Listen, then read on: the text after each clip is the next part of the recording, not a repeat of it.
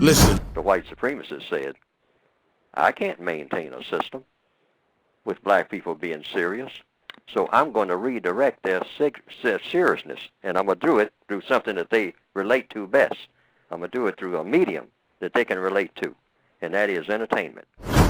So I'm going to twist and turn their entertainment in such a way that where it was anti-non-justice before, where they were trying to talk about justice and head in that direction, I'm going to redirect that whole machine right before their eyes, and since they are a primitive people, they won't even realize what I'm doing because it will all be fun, because I know how to package stuff that doesn't make sense so that it is fun.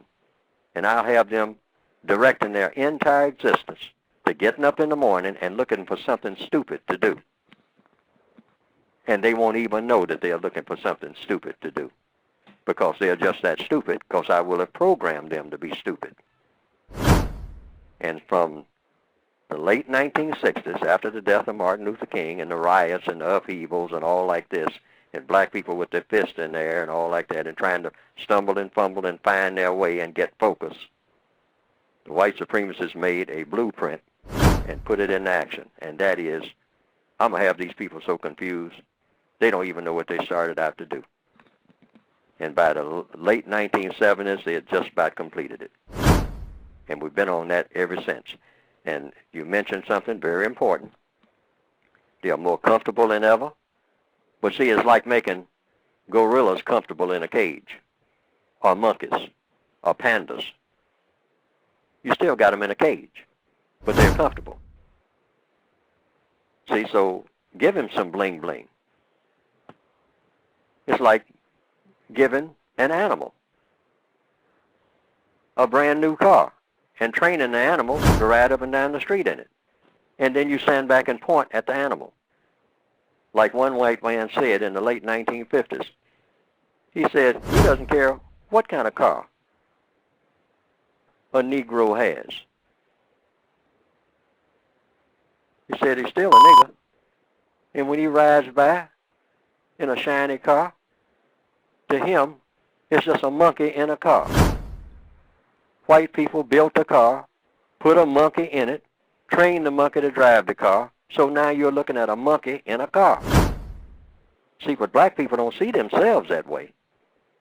But this is how the white supremacists see us, and they are the ones who run our business. And we have to know that when they look at us, that's what they see. That's what they see. That's what they see. And at a subliminal level, what they see begins to spill over into our brains so that we at a subliminal level see each other that way. And indirectly see ourselves that way. And that's why here it is in the year 2008, we have no problem slaughtering each other and think it's fun. You can hear the 9mm popping in the night even as we speak. That's black people out there having fun, because that's what we're doing. F-U-N, that's what that comes under. That's entertainment. Killing each other. That's fun. That's almost the definition of black fun. If we're not doing that, we're not really having fun. If we're not doing harm to each other, saying something derogatory, and really, the crown and jewel, killing another black person, we're not really living. And we don't even know that that's our culture. And the white supremacists have very carefully engineered it. Now, this is very important to know in order to solve our problems. Because you say, well, now knowing that, Fuller, what's the solution? One is very simple. Black people shouldn't even be in contact with each other unless they're talking about something constructive. That means the cell phone should be dead silent most of the time. Because you listen to the average black conversation in this area of the world on a cell phone, and what do you hear? You don't hear anything that's necessary to be said.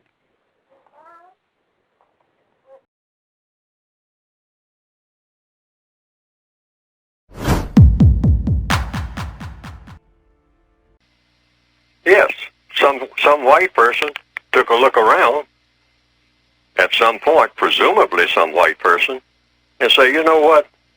I'm looking at all these people moving around here doing this and doing that. I'm going to come up with a system where I can dominate them, everybody that I classify as non-white, and have them jumping through hoops at my command. I'm going to come up with a system that does that. Apparently somebody did that because the evidence is here. Somebody thought of a system called racism. And that somebody put it into operation, and it took off like a prairie fire. I mean, in record time, became the most powerful system of politics and religion. There's no religion stronger than the religion of white supremacy that the world has ever seen. And that's what we're experiencing right now. Now, how it all evolved and in the details, and the first person who got the idea is argumentative. But I don't argue about that. I just simply say, somebody did it, because that's what we're looking at. Somebody did it. Somebody set it up. Or we wouldn't be having this conversation here in 2013 right now. About, we need this, we need that. Somebody ought to do something about this. Somebody ought to do something about that. So it means each and every white person that you talk to, their priority has to be, look, let's wrap up this whole thing about racism once and for all, and let's do it in the next 15 minutes. Because that's all it would really take. I keep saying that like that's just some type of general metaphor or some type of cliche that I'm coming up with. No, I'm saying this can be done in 15 minutes. If we would just get to the core of having everybody say how they feel about everything as far as what they are going to do. Not just how they feel. We have been there. Everybody has expressed how they feel. Well, I feel that black people, are just not meeting their responsibilities. Well, see, everything is about questions and answers. So when somebody makes a statement like that, well, you black people are not living up to your responsibilities, then you have a question on the board. Okay, wait a minute. Hold it right there. We're not meeting our responsibilities. The question is, what is our responsibility? Well, you should pay more attention to how you raise your children. By doing what? Well, try to raise them in the right way. Right way by doing what? So you haven't got to the doing part yet. Well, show them to be good citizens and whatnot. You're using cliches, sir. Good citizens by doing what? See, it always comes down to that one word made of two letters, do. Well, teach them not to rob and steal from the delicatessen down there on the corner drugstore and put that man out of business, even though he's black too, or he's Arab and you don't like him and all like that. Teach them not to be more responsible and don't go down there and do that. And teach them to get a job rather than rob and steal and whatnot. Get a job doing what? Well, go to school and get an education so you can qualify to get a job. Go to what school and get what education? Where? And where's the finance coming from to go to the school, sir? Are you going to put the finance up? Everything comes from you. You're doing all this talking. Everything comes from you. We are your children. Illegitimate children, of course. But when you say raise your children, we are your children. You took us over. That makes us childlike, boys and girls, which is what you call us. See, this is the way we should be talking at a table. See, it always comes back to the white supremacists because that's what supreme means. Every complaint that the white supremacists make about black people, you say, whatever you're complaining about, me, comes from you. I am your product.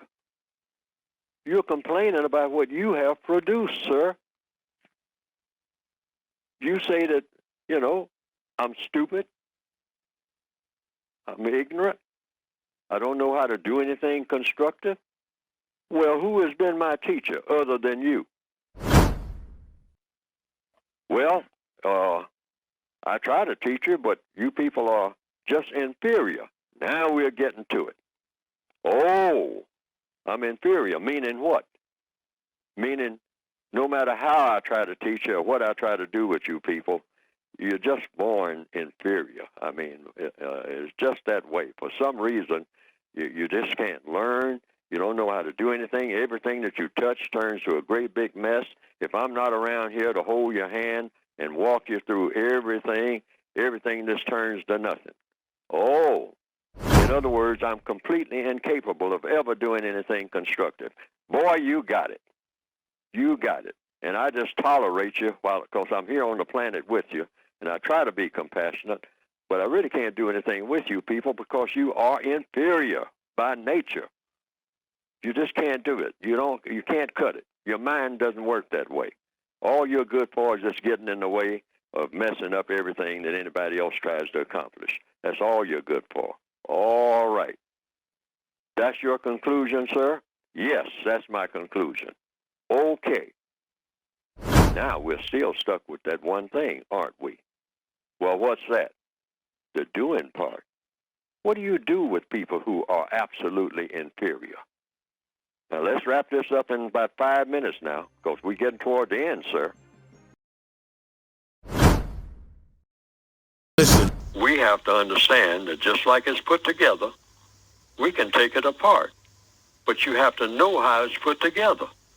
Like I said, we got to stop studying each other. We're not going to learn anything doing that, because we're just prisoners of war. What you going to learn from a fellow prisoner? You're certainly not going to learn how to get out of prison, because none of us are out of prison. So there's nothing to learn there. You have to study the people that have put you in prison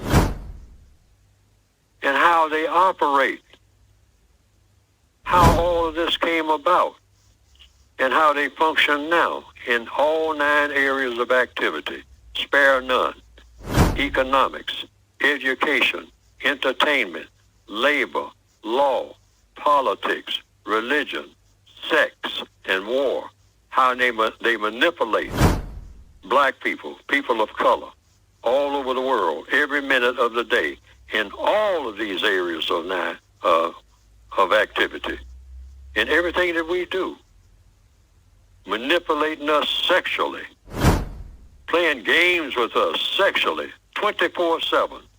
And they're really amping that one up in order to do what? Cause more what? Confusion. All right? Confusion in labor laws, confusion in the education system. I was looking at the Little Rock Nine, which has really started me thinking seriously about the race problem. Back in the 1950s, I was overseas when I was hearing about the Little Rock Nine. Recently, they have been talking about it, the Little Rock Nine. That's what really started me down the road of really thinking in depth. I read Richard Wright and all that, and books by James Baldwin later on, and going back to E. Franklin Frazier and whatnot. I read a lot of books, and I thought seriously about it while I was reading, but then when I put the book down, I kind of just lay it aside and say, oh, well, been there, done that. But I started thinking every day after the Little Rock Nine about race and how it dominated. I was in Japan at the time, and how it dominated everything, everywhere, the system of white supremacy. I just didn't recognize things. I started seeing things and paying attention to things that I hadn't paid attention to before. Okay? I was like most black people, just paying attention to other black people. All right? And how I could do something to impress them, one way or another. At that age, trying to impress the girls, all right, which is natural, all right? But that's my whole world, all right? I'm in the military. I want to go on leave. I mean, so, hey, girls, or something associated with girls or other black people, partying, see what I mean? And that's what we are when we get to be 50 years old now. Hey, we got a party, going to have a party, all right? And the white supremacists say, yeah, we'll provide you with plenty of space to have your party. Let the Negro with the banjo and all y'all go down by the riverside and have a party. And just make sure that you're back on this job doing what I tell you to do forever. You prisoners of war. Because we have been trained, carefully trained, long before we were born. Because they trained our ancestors. We can't say that they solved the problem. They didn't know what hit them. They didn't understand racism. If they understood it, we wouldn't be in the shape we're in. So this thing about our elders, get rid of that. I want to say that right now. I'm an elder. But what do I know about racism? Nothing. All right? You might say, well, Fuller, you know something and whatnot. I don't know enough to know how to overcome it. I'm trying to find that out. This is 2017. I'm 88 years old. I'm trying to figure out what to do about racism. That is pitiful. That's not remarkable. That's pitiful. When we should have wrapped this thing up about 5 minutes after it got started in the first place thousands of years ago. We should have nipped that in the bud. But you know why we didn't? We weren't smart enough to do it. So I don't want to hear any more about this ancestor stuff and what we built 2,000 years ago. What we didn't do is figure out how not to be subject to the system of white supremacy. And ladies and gentlemen, that's the only thing that counts right now, right this minute. So stop bragging about anything. I always say that one thing we can stop doing, and it's a part of the code, stop celebrating anything. One of the ugliest things you ever want to see in your life is a black person celebrate. And now we'll, since you don't have any idea what to do with yourself, not even your own bodies and whatnot, we'll just draw pictures all over your body and have you flock into that. We'll have you working hard, looking forward to getting enough money together to come into the tattoo parlor.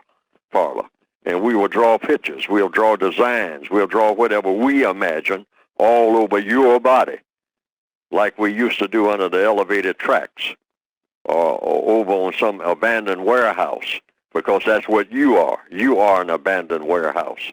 So I will draw tattoos on you and have you pay for it, because you don't have any idea of what to do with yourself. You're just looking around for somebody to tell you what is valuable, what to do, what not to do. You're looking around for somebody to tell you this, and we have always done the telling, because you don't have any idea of what to do with yourself. So that's what we do with you people. We always have ideas about what we are going to do. You don't have any ideas about what you are going to do when you get your cap and gown and walk out of an institution that I set up for you to get your learning. You have to look to me, and I will always tell you what to do and will always be to my advantage, because I'm a white supremacist. That's the way that works. White supremacy takes in 9 areas of activity, and anything that a white supremacist does is to strengthen the system of white supremacy. The system of white supremacy is already an institution. That's just another way of saying the system of white supremacy when you say institutionalized racism. Racism is white supremacy. White supremacy is racism. It's no other form of racism. So that's already in place. So I call it in capital letters the system of white supremacy. And that covers all areas of activity that involve non-white people who are the victims of the system of white supremacy. And those areas of activity are economics, education, entertainment, labor, law, politics, religion, sex, and war. That covers just about everything that everybody is engaged in at any minute of any day, anywhere on the planet, both white people and non-white people. I mean, and all of these areas of activity are interrelated. Religion is associated or interrelated with politics. Politics is interrelated with education. Education is interrelated with economics. Economics is interrelated with religion, and so on and so on and so on. So what the white supremacists did, they looked at the non-white people, the people of color on the planet, and say, we are going to dominate all of these people simultaneously, all of the time, in everything that they do and say. And we are going to figure out a way to not only dominate them, but we are going to mistreat them. Oh. We're not just going to be their bosses. Okay. We're going to mistreat them. For what? For fun, for glory, and for material gain. Okay. That's what white supremacy is. But the white supremacists will say anything. You will say, well, we have a system of white supremacy in place. It's Neely Fuller. He's going around saying that there's a system of white supremacy. And the white supremacists will say, if they think it will work for them, they'll just simply say, Neely Fuller is crazy. There's no such thing as white supremacy. It doesn't exist. It never did exist. He's making it all up. They'll say anything. A white supremacists will say anything that they think that people will believe. They don't care. They use words to do one thing, to strengthen their position that's already in place.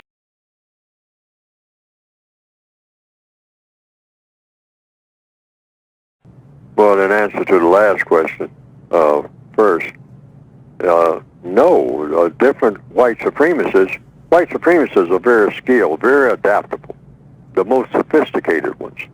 They know the white code. So they say, okay, here comes the black guy who, works down on the dock and whatnot, and he likes hip-hop.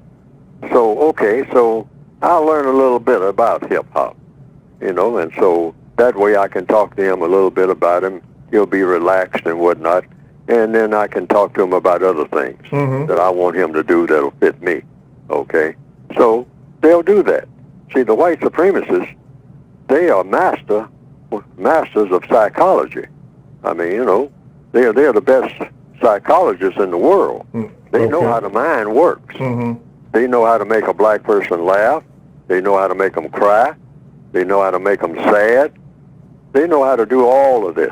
Why? Because they spend full time studying us. All right? We don't spend any time studying them. We spend full time studying us. Yeah. That's why we don't really learn anything about the world that we are, the real world, and who runs it that we are in. Because we spend all our time watching each other.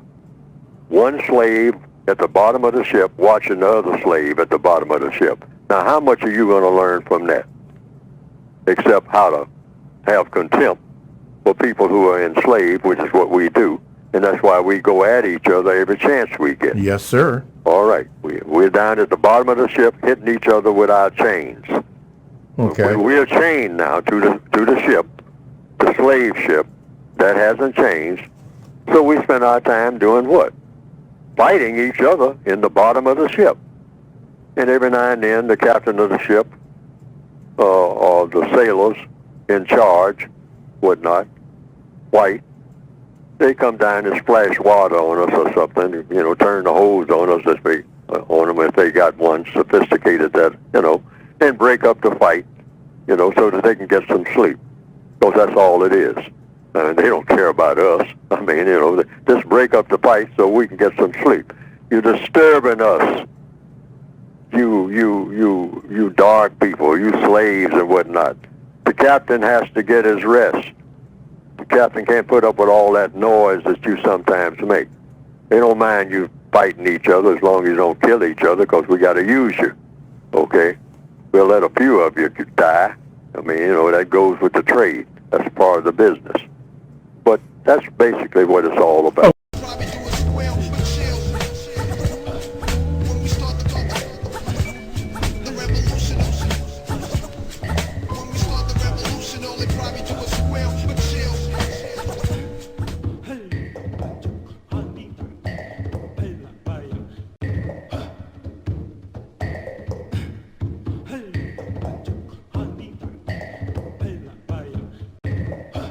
What are the white supremacists doing now?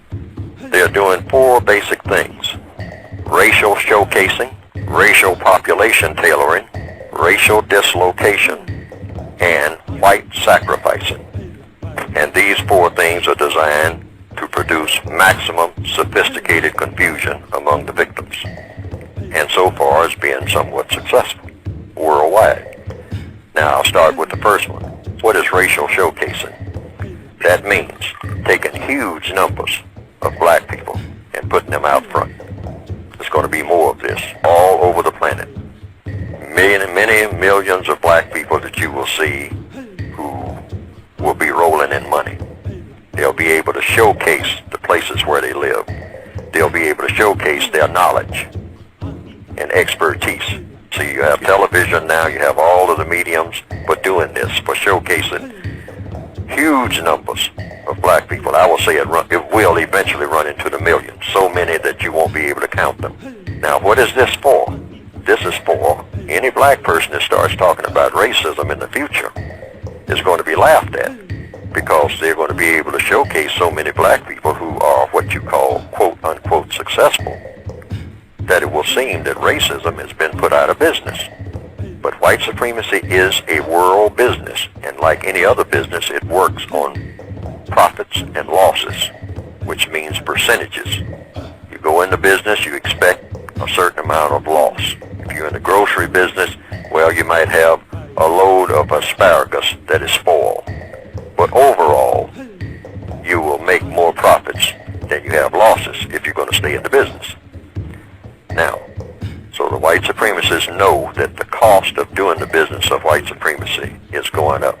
They can no longer get away with Joe Louis and Lena Horne like they did years ago. They have to have many more black people who are going to be showcased. I made up this term just to explain it. You have to make up terms, because they won't make them up for you. So now that's the first phase, or one of the first elements in the maximum confusion.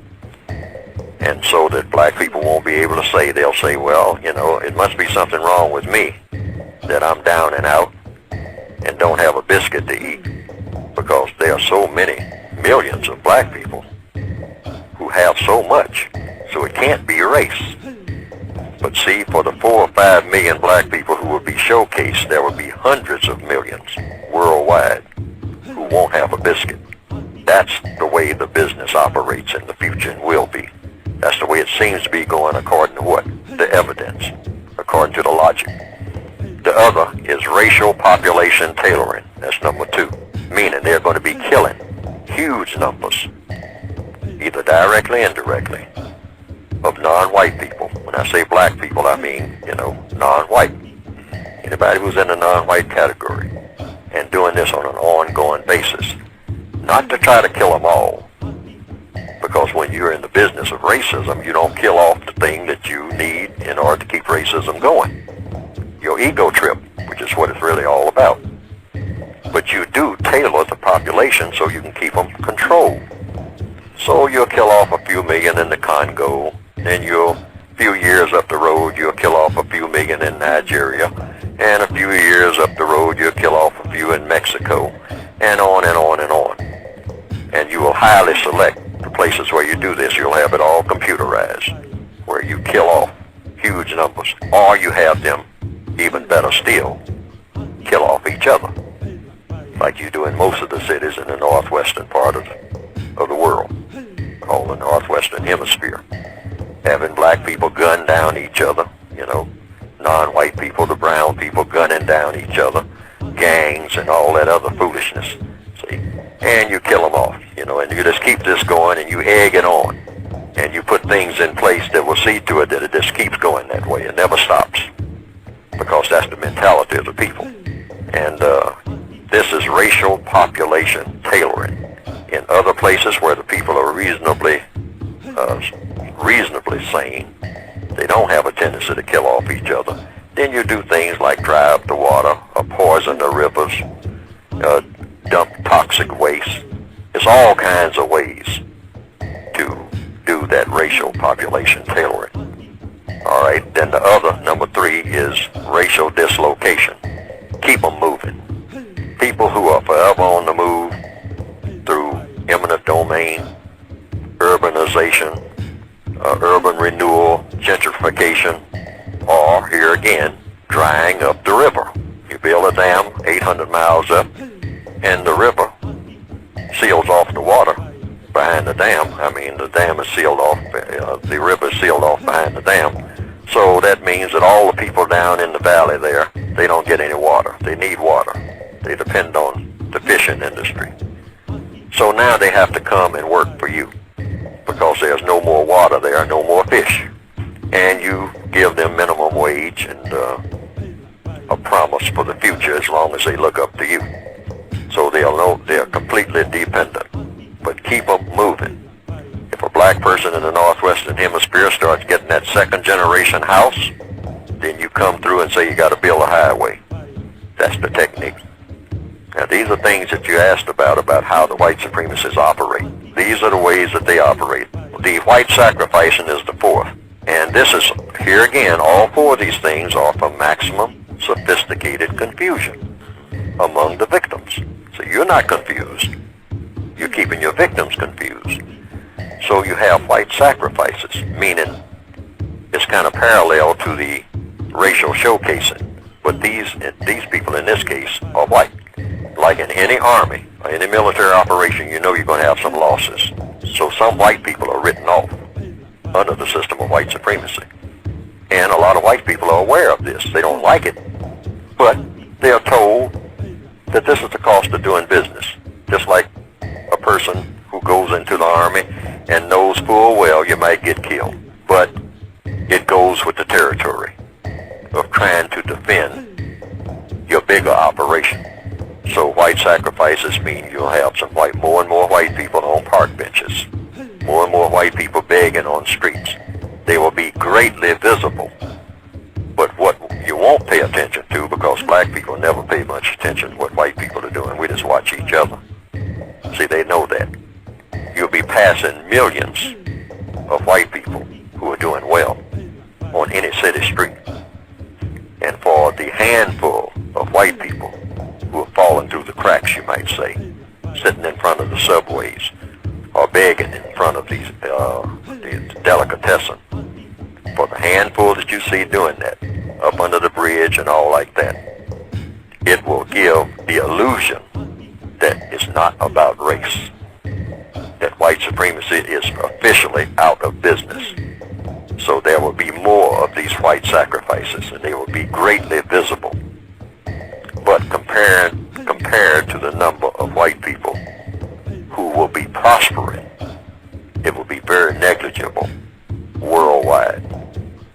Now those are the four maximum sophisticated confusion elements.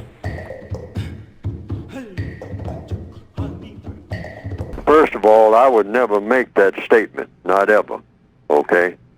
The code says stay away from making statements, particularly if you're criticizing something that black people are doing or something that you disapprove of. You may disapprove of it, but stay away from making statements. Ask questions. And so the question would be, I'll give an example, according to the code. I wouldn't go on the air or any other place or report it to a newspaper that rap and hip-hop are bad for black people. I would ask a question. Everything is within the frame. I'd like to say this, first of all. Everything in counter-racist codification falls into one of two categories: constructive, non-constructive. So you just simply ask a simple question. Is rap and hip-hop, generally speaking, whatever that means, first of all, you want to describe what rap and hip-hop is. Get that straight first. What is rap? What is hip-hop? What's the difference between rap and hip-hop and other forms of what you might call communication or music genre or whatever it is you want to call it? And is it musical? First of all, is it music? Is it poetry?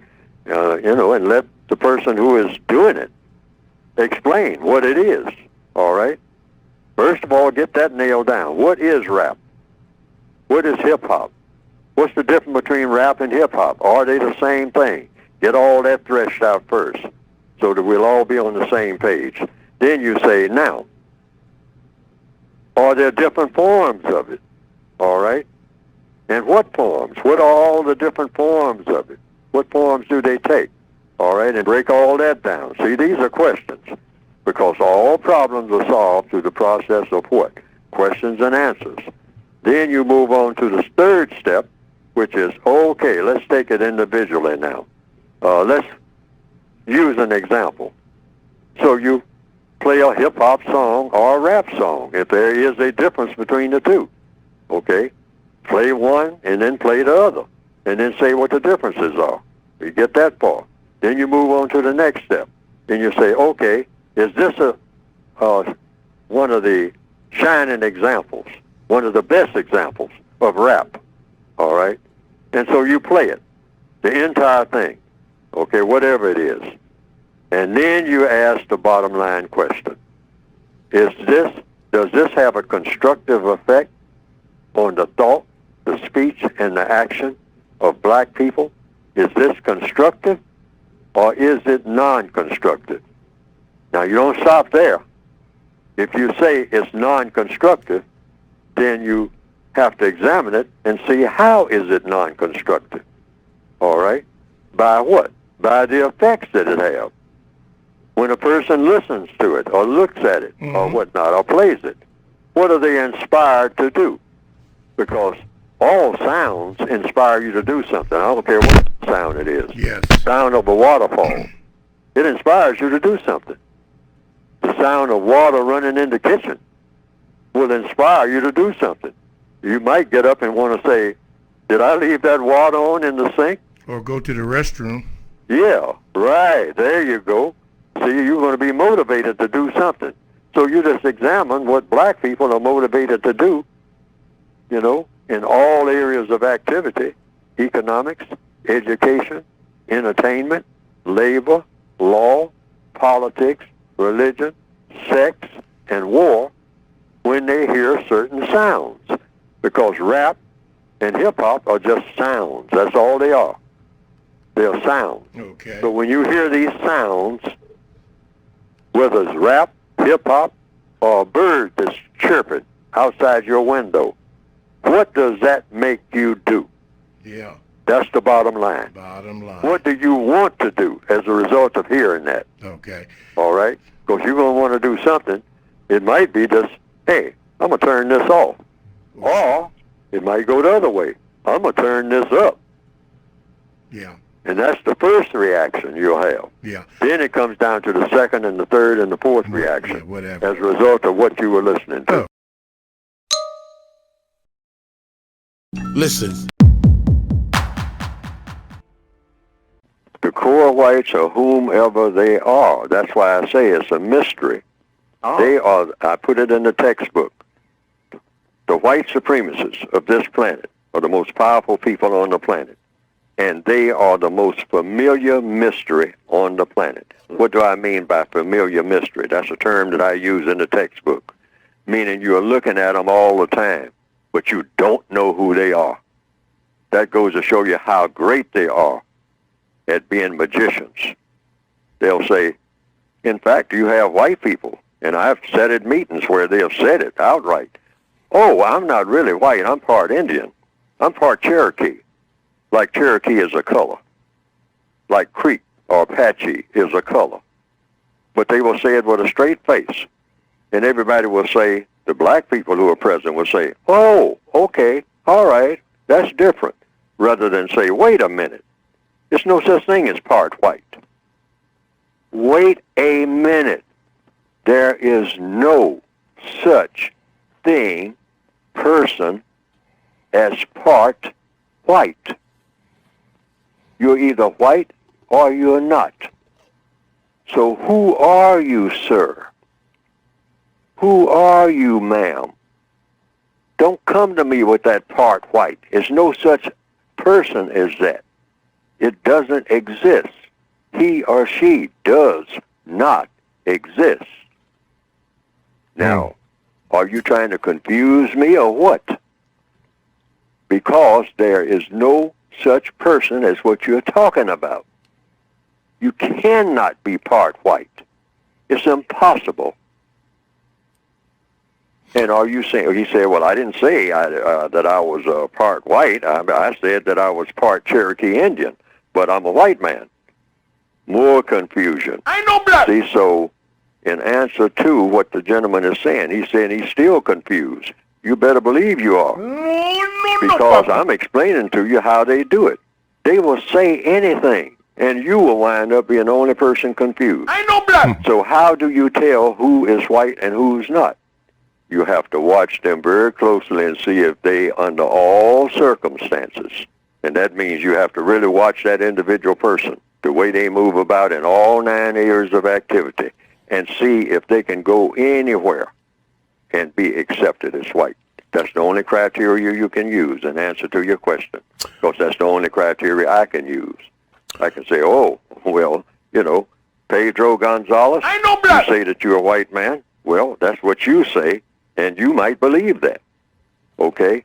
But I will see how everything works for you or against you when you're around what I would call some sure enough white people. Yes, we need a code for everything. The white supremacists, if people will permit me to use that term, because I'm not going to move from it. I've had all kinds of suggestions down through the decades about, well, stop saying white supremacy. And I'm going to say, no, I'm going to say it because it works. When you actually use it, it works. You may not think that it works, but it works. White people don't like that term, even though they are the ones that gave it to me. I never heard this term, white supremacy, until I heard it from white people. They were bragging about the use of it. But I stick with what they're bragging about, because one thing, it's true, okay? Supreme just means a person can tell me what to do, and I don't know what to do about it, and I don't want to do it. But I still have to do it, because I don't know what to do about it. That's all supreme means. Okay, and if you base that on being white, and you are able to pull it off, then that's true. Now, I say in order to solve a problem, you first have to recognize it is a problem, even though the problem is more powerful than I am. I can't walk around in jail saying I'm not a prisoner because it makes me feel better. Many black people want to feel better instantly. That is natural. I fully understand that. But if you're a prisoner of war and you decide while you're a prisoner, you know what? I'm going to stop calling myself a prisoner. I'm going to say that I'm a king. I ain't no prisoner. I'm a king. And that warden, he's the prisoner. Look, he's on the other side of the bars. See? So he's my prisoner. I got him in jail. That's why he's here. He's right here with me. And so that makes me feel better. Sure, that's a big temptation. But that doesn't motivate you to tear down them prison walls. See what I mean? Because that's what I'm trying to get to do. And that takes some courage. And that takes admission of the truth that we have been beaten. We're not just walking around doing whatever we want to do, the black people of this planet. We have already been beaten. But we need to get some adrenaline going to fight against the thing that has conquered us. Because it's what? Evil. And it needs to be replaced. We're not just trying to survive in this system. No. We are trying to dismantle the entire system. Or we should be. And anytime that's not our objective, then we have no business doing anything. Well, according to what I've written in the code book, black people are not qualified to celebrate anything. Prisoners are not in a celebratory condition. Black people are prisoners of war.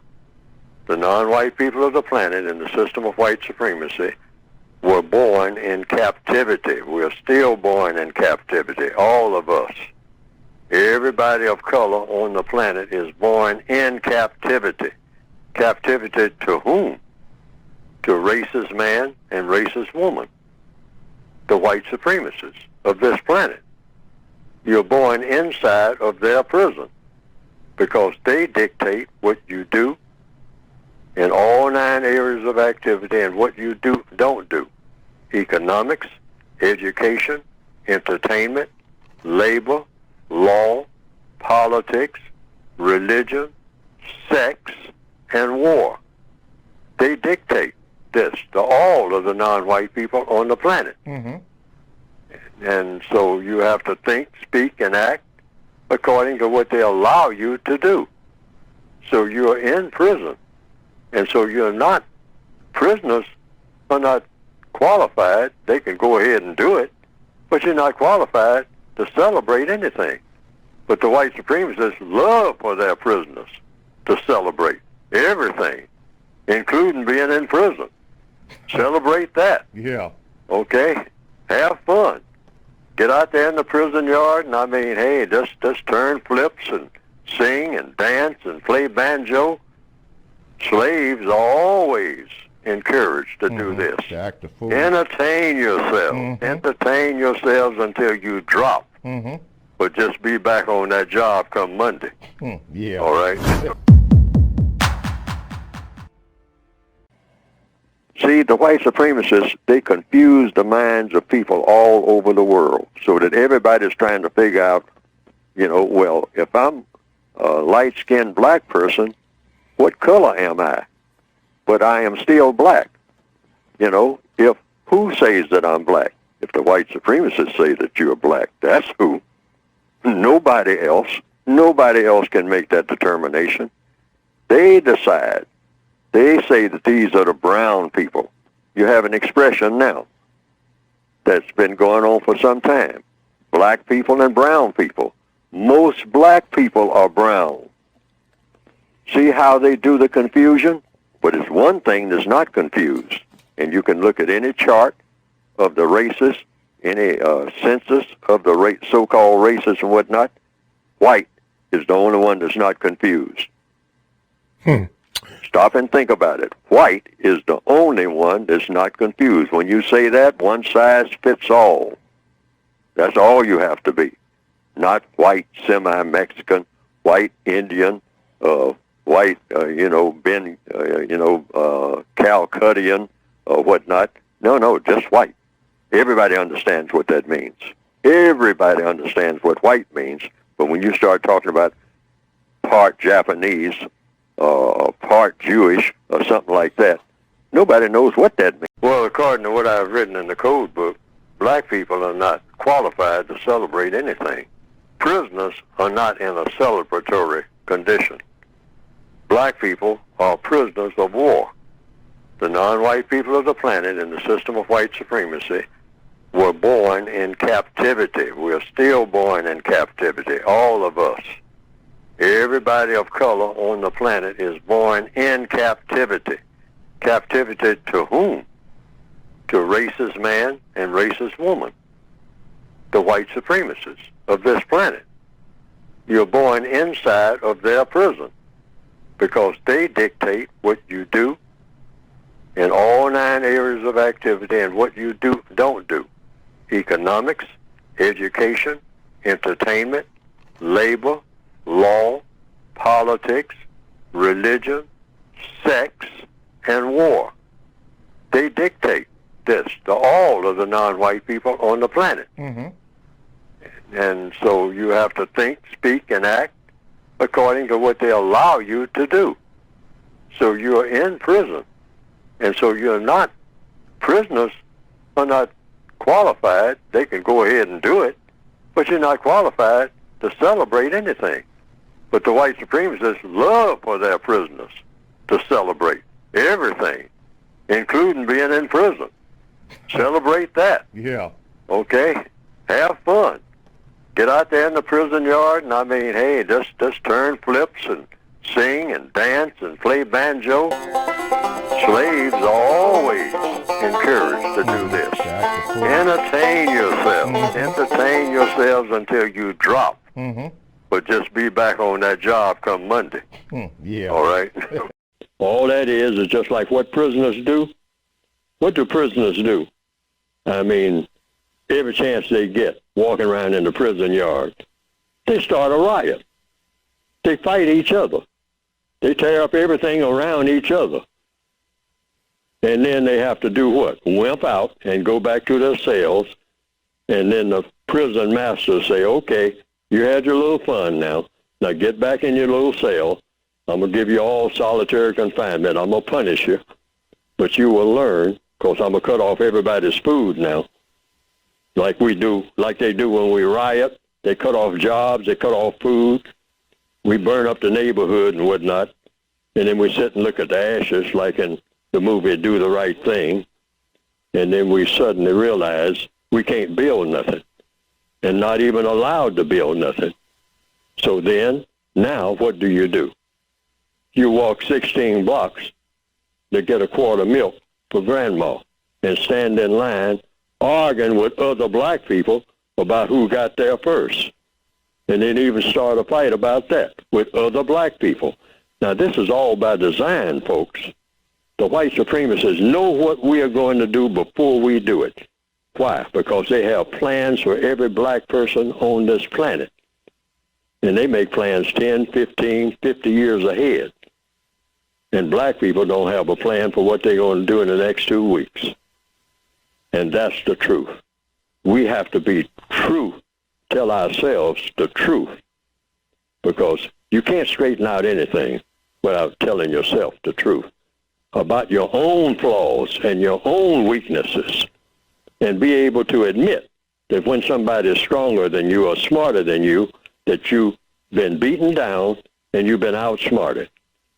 And so far, that is the plight of black people worldwide, not just in South Side and West Side Chicago, but everywhere in the world. Johannesburg, Brazil, you name it. Anywhere you find people of color. And the darker they are, the more oppressed they are. And the more they are prone to turn on each other. Why? That's logical. I mean, you're in the prison yard. There's nobody in the prison yard but other prisoners. You're on the slave ship. There's nobody on the slave ship below deck but other slaves. So what do? You start a fight. All people do that. White people would do that if just a bunch of them on a boxcar heading to the death camp. And then the food runs out. What else are they going to do?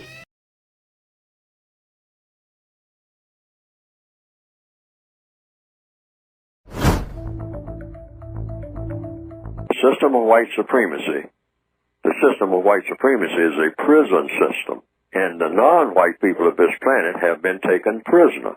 So therefore, when a white person in the system of white supremacy has sexual intercourse with a non-white person, that is the same as a warden having sexual intercourse with a prisoner. It's also the same as a, quote, unquote, adult person having sexual intercourse with a child. Wow. Because the non-white people, the black people of this planet, in the system of white supremacy, have been put into a childlike position in every area of activity. We are childlike. Economics, we're childlike. Education, we're childlike. Entertainment, we're childlike. Politics, religion. Why? Because we come under the authority of Big Mama and Big Daddy, who are the white supremacists of this world. Why? Because children are dependent on grown people. The white supremacists are the grown people of this planet. Okay. In the system of white supremacy, and the victims of white supremacy, black people, brown people, red people, are the children. Okay. The illegitimate children. See, if a fish, the nature of a fish is born in water. So the fish is not aware of water until the fish is out of the water. Okay? Because that's the natural habitat of a fish. Now, if you're born in prison, and black people are born in prison, non-white people are born in a prison called, and the name of that prison is the system of white supremacy, you're just not aware that you're in prison. You think this is situation normal. I mean, hey, what's wrong with people? I mean, talking about some kind of racism, what is that? I mean, I go where I want to, do what I want to, what are you talking about? Why? Because if you're born in a situation, if you're born in a prison cell, and you never go out of that prison cell, your whole world is a prison cell. I mean, even a mouse understands that. Or a bird in a cage. A bird born in a caged bird, as Maya Angelou would say. I mean, it's just singing. I mean, hey, I mean, it's happy. Like black people on the plantation. Oh, you know, the happy darky, they called us. All right? And you say something about slavery. I ain't no slave. What you talking about? Zippity-doo-dah. I'm happy. I got a banjo, got my gal, got my song. What you talking about? See, now that's a firmly indoctrinated person, all right, who is not aware of his situation. And for the most part, here in 2018, the non-white people of this planet are not aware that they were born in a prison called the system of white supremacy, and that they are prisoners of war in that prison, and that no one is seriously telling them this in words that they can understand. And that makes all the difference in the world in how people behave, because we consider this situation normal, which it is. Why is it normal, quote unquote? Because it's always been that way for the people who are on this planet right now. Maybe thousands of years ago it wasn't that way, but that's the way it is in 2018. So it's natural, you might say, if you want to use that word, for non-white people to not understand that they are prisoners of war when they are born in prison and never known anything else other than that. In economics, in education, in entertainment, labor, law, politics, religion, sex, and war. They are war prisoners. They are war prisoners, prisoners of that war. Already born that way, in prison, behind those walls. So if you just, all we really have to do is just say, hey, who's behind all of this stuff that's going on? We see what's going on the surface, and we are, you know, chomping at the bit to jump on the black women who are out here, I mean, shaking and doing this and selling themselves and all like that. But wait a minute. They weren't born doing this. So who's really behind this? And I'm always saying, anything that seems like it may be non-constructive that you see black people doing, immediately go to the usual suspects. That's what we do. And that's what I do. I say, wait a minute. This looks like something that the usual suspects has come up with. Almost anything that I see black people are doing has got a question mark on it. It doesn't even have to be something destructive. But if it looks like it might be leading to something destructive, I always say, hey, let's check this out and see what the white supremacists have to do with this. Or if there are some white supremacists that have to do with it. Because the assumption should always be that anything that you see black people doing that may have a question mark behind it, always suspect that it's a plot by the white supremacists and be willing to say so to the whole world. Always say, you know, and the term that you actually use exact terms, say the usual suspects, just like in the movie Casablanca. Say, hey, this looks like something concocted by the usual suspects. But they'll say, what are you talking about, fella? Who are the usual suspects? The white supremacists. It looks like another one of their schemes. Oh, yeah, but you don't have any proof of that and all that. I'm saying I suspect it. I don't have the proof, no. But I suspect it. Because it could be something destructive. Yeah, but it hasn't proven to be destructive so far. Yeah, so far. But I don't know what's going to happen when we turn around the corner. You know, the usual suspects always throw out some bait, just like catching a fish. They always throw black people something that looks like it's good on the surface. Right. And then 50 years later, it turns out to be something that's totally poisonous. And now we're 50 years behind wrestling with that poison. Anytime they come down the pike, you should have one thing in mind. We're talking about what to do about things now. When I see them coming, this is a part of the code. when you see people coming, I'm not talking about all white people, but when you see white people approaching you with anything, any kind of new fad, anything, any kind of something that's going to help you, always have in your mind, here they come, what are they up to now? That should be on every black person's lips on the entire planet. Here they come again. What are they up to now? That should be your mindset. Right. Now, you'll have white people who say, oh, that's a terrible attitude to have. No, it isn't. Because if you're coming there to do something that's going to be constructive, we should be the first, after it's proven to be constructive, after we're running through every type of test, and we've seen, hey, this is really constructive. Mm-hmm. Hey, we should be the first to stand up and say, hey, we were suspicious of you, but that suspicion is gone because you have proven yourself to come with a constructive intent. Something that is very destructive. Whatever is going to cause destruction is evil. That's basically it. Okay. Now, everybody is capable of doing something that is destructive. And the white supremacist wants to emphasize destructive activity, evil activity, something that's going to always have a non-constructive result among dark-skinned people. This is their goal. They don't want to see non-white people doing anything that's constructive. They panic when they see that. If you're doing anything that makes sense, they practically lose their minds. No, we can't have them like that. We got to have them in a state of mind where they're doing stupid stuff all the time, destructive stuff all the time. Anytime that you look up and dark-skinned people are coming around, something very ugly is going to happen because they're going to make ugly things happen because we teach them to do ugly things, and we want to keep them in that frame of mind.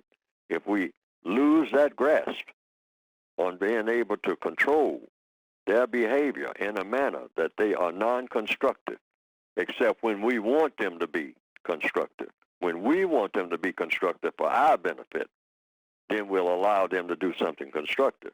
But when they're among each other, see to it, watch them real close, and see to it that they don't do anything constructive. Because when they do something constructive, it means we're out of business. And we don't intend to be out of business. And what is our business? Mistreating people based on color. That's our business. That's our reason for being. That's our only reason for wanting to even breathe or be on the planet. What is the purpose of white supremacy? Mistreating people based on color for the fun, glory, and material benefit of people who are classified as white. That's the purpose of white supremacy in the modern day. Initially, it may have been another purpose, like genetic survival. But now they have been on such a roll for so long, it's for fun, glory, and material gain for the benefit of people classified as white, and for the complete confusion, destruction, and self-destruction among people classified as non-white. That's how they think the entire planet should be run forever. Well, I don't know if the Holy Bible was put together by the white supremacists or not. That's controversial. Some people say yes, some people say no. I say I don't know. Okay. But I do know this. Whatever the white supremacists touch, they are not going to fool with it for 5 minutes unless they figure out a way in 5 minutes to put it to work for the system of white supremacy. They'll find something else to touch. So if a white supremacist puts his hand on a Bible or her hand on a Bible, they are going to say, now, this Bible is already here, but I am going to use it to do the things that I want to do. And I'm going to make everybody else of color fall in line so that this Bible will support whatever it is that I want done.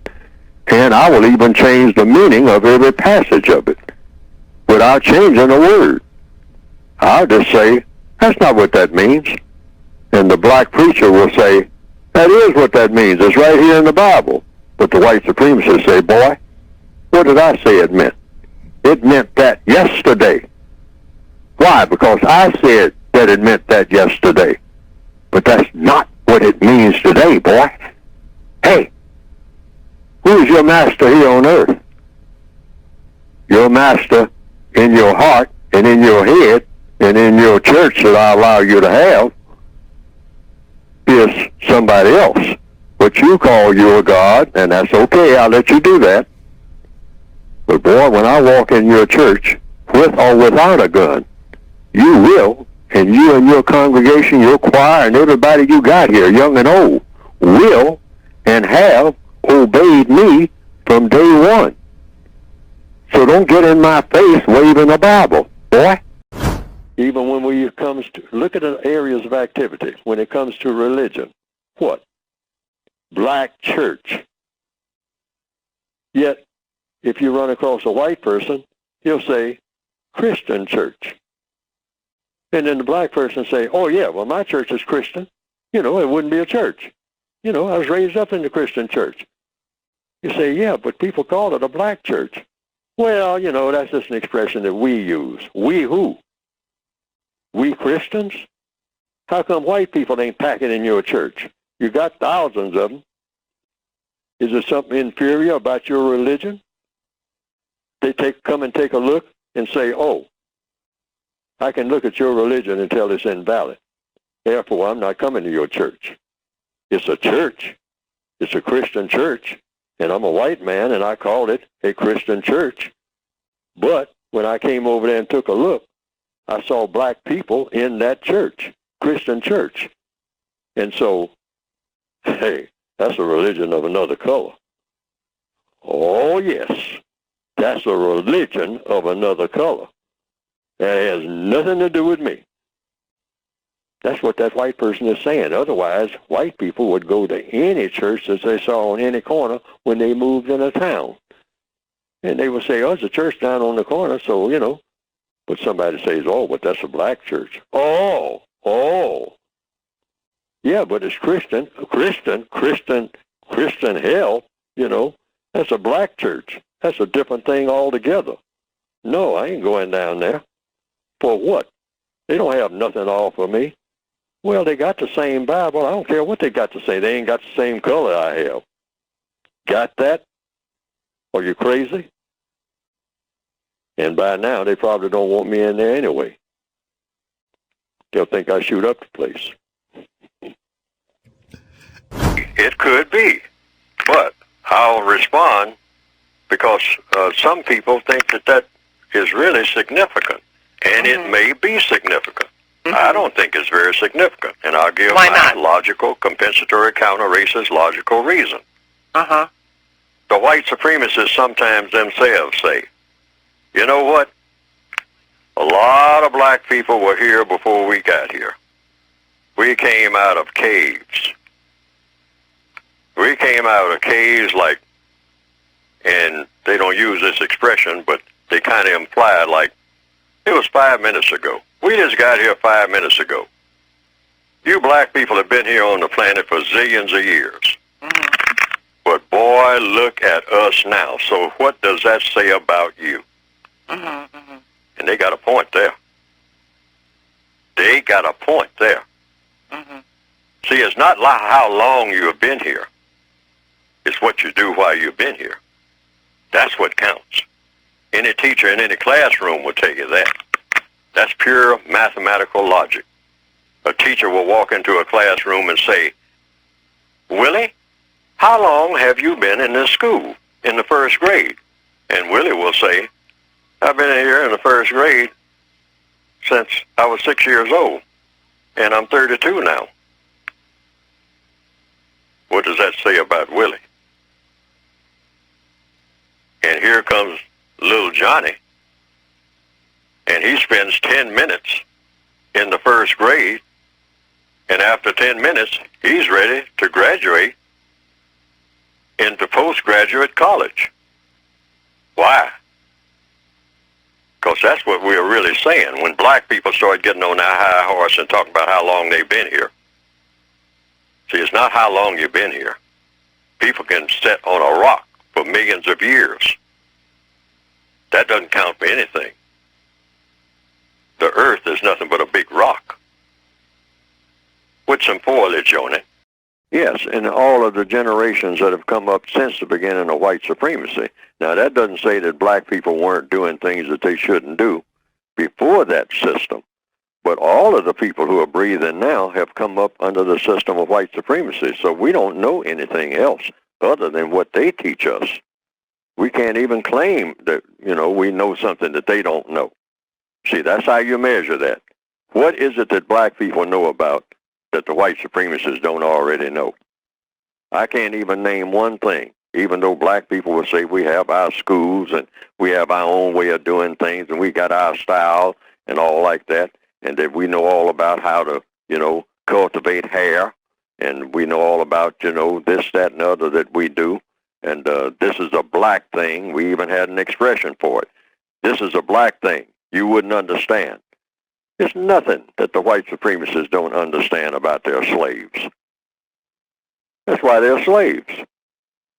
They have a better understanding of their slaves than the slaves have of themselves. That's why they're slaves. Because if they had a better understanding of how slavery worked and how white supremacy worked, they wouldn't be subject to white supremacy. That's the mathematical equation. If you are smarter than the people that dominate you, you are not going to be dominated.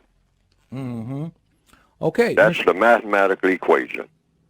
Now, a lot of people are very, very unsettled with that. A lot of black people say, "Oh no, you can't go around saying that they're smart. Oh, don't say that. Don't say that. That makes me feel bad." Well, regardless of how you feel about it, is it true?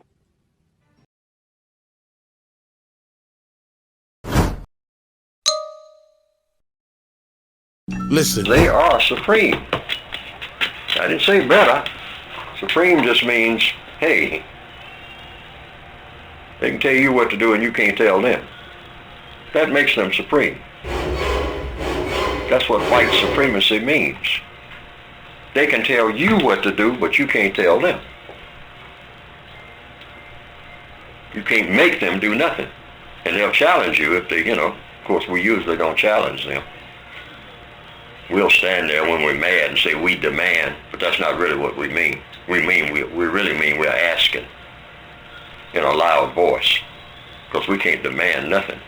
Because see, when it comes right down to it, when they back up and say, okay, you say you're demanding, you're going to make me do what you want me to do? All right, do it. Say, come on now. Say, now you do this among your own people, you get away with it, but you're dealing with a master now. Make me. All this stuff you're talking about that you got to have, make me. You're intelligent. You said that you are. You said your people are this and that, and you come from a long line of this. Make me.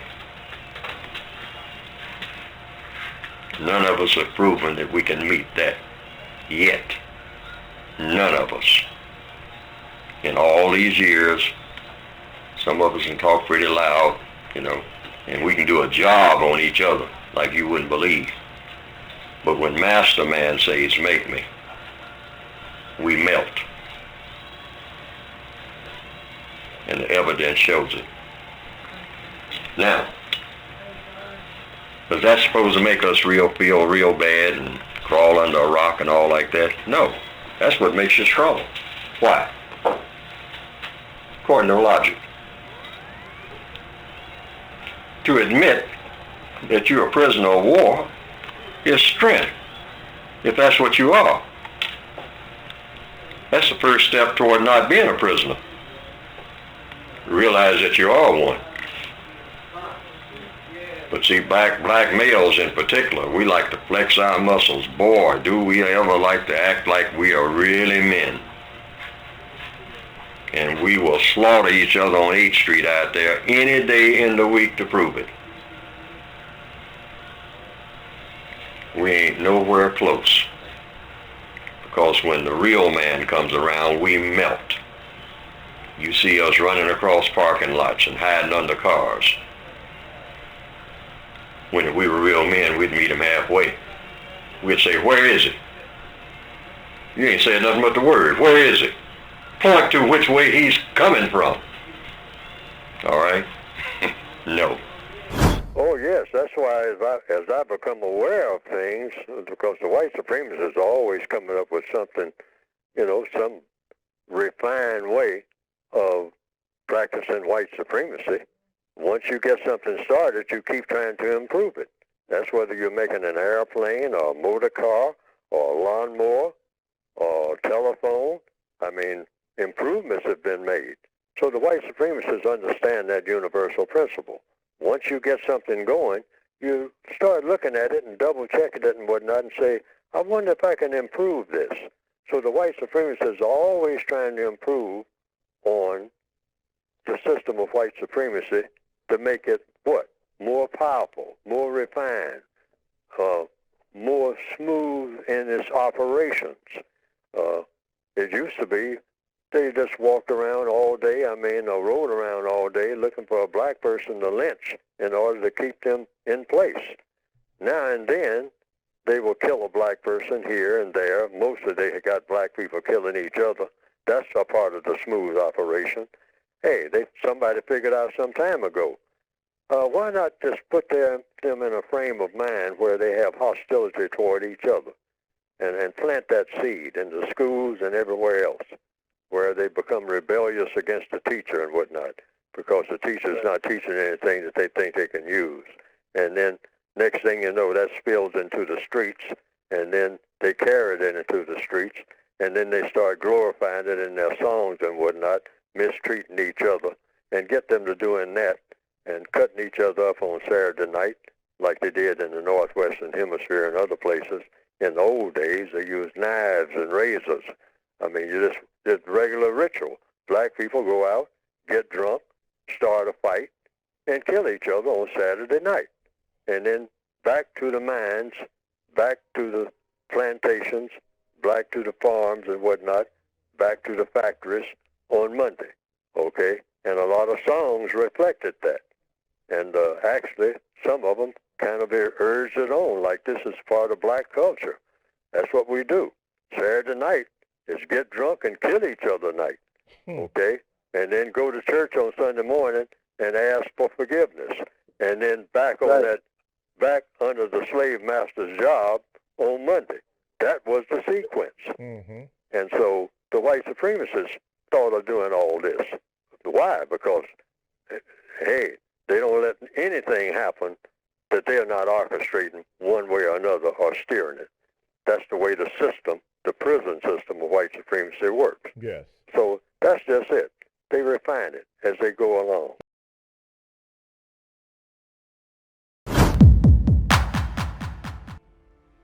Oh, well, black people getting into what you call elected office and not keeping their promises, that's what you expect. See, that's a part of the code. You always expect that. Why? Because they can't a black person cannot promise anything who has been elected in a system of white supremacy unless the white supremacists say that I'm going to back up your promise. So it's always a guess. The black person may have the best of intentions, and most of them do. But in a system of white supremacy, the white supremacists said, I know you promised those black people this, that, and the other, all your relatives and cousins and whatnot, but I'm not going to do that, and I'm not going to let you do it. So forget about that, boy. Forget about that, gal. You ain't getting it. And so you go out there and explain it any way you want to. But anything that you are going to give them, you got to get it from me. You have nothing on your own. Mm-hmm. You are subject to me. Hey, wake up. You're in the system of white supremacy. So no black person on this planet can promise anything to any other black person without the white supremacists saying, oh, yes, I'll see to it that you can make good on that promise because anything that you have, you got to get it from me. And if you don't have it, You can't give it to them. Someone called in and they was talking about leadership, and I wasn't knocking leadership, and some suggestions were made about who should be supported as a leader. And under the compensatory logic that I've written about and that I follow, I'm duty bound to say that anybody who wants to become a leader should just step forward and become a leader. Now, a leader has to have followers, so it's just a matter of how efficient a leader is at gathering followers. I'm not opposed to that, because I think some people might have gotten the idea that I was opposed to black people having leaders. No, definitely not. If you can become a leader, but then who is the official leader of black people as of this moment? And I'm saying the official leader of black people throughout this planet as of this moment are the white supremacists. They are my leaders. They're the ones who have the muscle to tell me what to do. They can make me do things. You know, now there might be some black person somewhere who will say, oh, well, I can make you do things too. But it's been my observation that black people who say that they are leaders, when they even try to get other black people to do things, they have to answer to the white supremacists. Because the white supremacists say it's not going to be one leader on this planet, and that leader is going to be white. So don't think that because you give yourself a title as a black person of being a leader of black people, I'm the leader of black people. And so if you think you're going to compete with me, even if you think you can put the muscle on black people and get them to follow you, you still have to answer to me. Because when you put the muscle on them, and I don't approve of the way you're using that muscle, then you're in trouble with me. And you dare get in my face, because you know what will happen to you. And this has been my observation all along. That's why I say there's no such thing as black leaders. There are black spokespersons. I'm a black spokesperson. Why? Because I speak. Any black person that speaks, that's all you have to do is just speak. And you are a black spokesperson. But a leader has to have muscle to back up what they say and break anybody's arm that doesn't like it, or break their necks if it comes to it. In other words, a leader has to have the muscle from somewhere.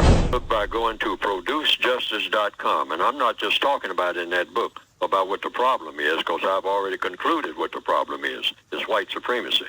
I make suggestions about what an individual can do about it, and that's one suggestion that I am making, because I have found it to be effective.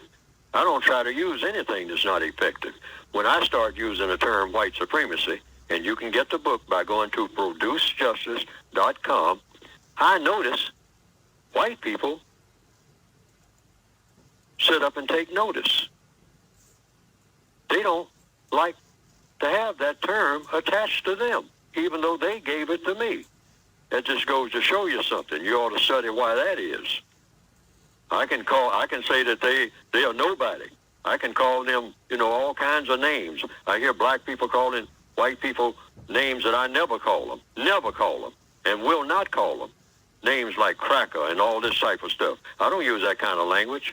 But if I imply, and I don't even call them white supremacists, but if I say that they could be one, it seems like they back away from me when I say that.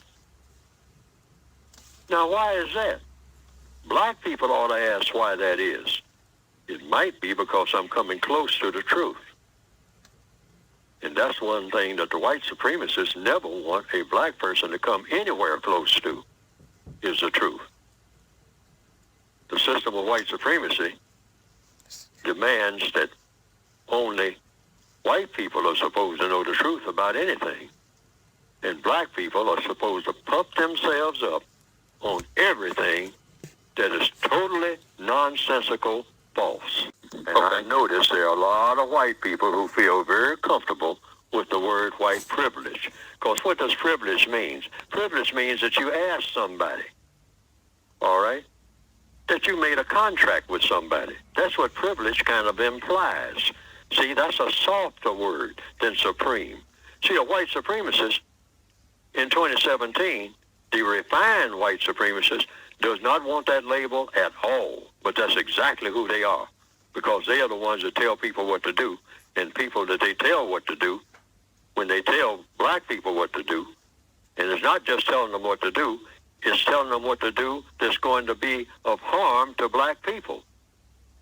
And the black person doesn't know what to do about it. You have to keep your mind on what supreme means. It means you are faced with something that is overwhelmingly harmful to you, and you don't know what to do about it, whatever that force is.